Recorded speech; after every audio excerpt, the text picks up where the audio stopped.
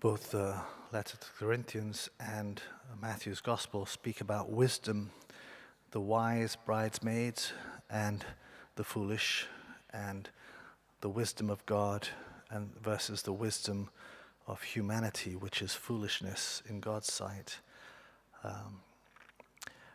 Just a wee word about what the Jews and the Greeks are looking for and what we preach, a crucified Christ. For the Jews, the big problem with Christ is Christ was crucified on a cross, on a tree. And so in Judaism, to die on a tree, to hang by a tree, is to die with a curse on you. It's not a good thing. If you die on a tree, you're cursed. And so how can the Messiah die in such a way? It shouldn't be, it can't be.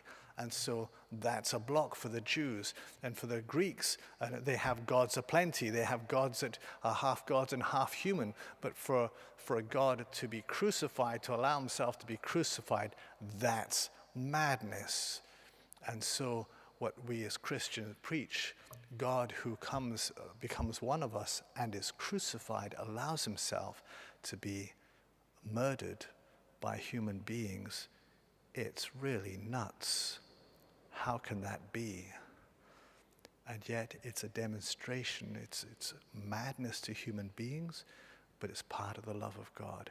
It's a demonstration of his love and the humility of God, that he would, who is almighty, who is all-powerful, who holds the universe in his hands, who created it with the word, that same God becomes two cells, becomes nothing. He lowers himself to our level and lowers himself still to become a slave and to die on a cross for us.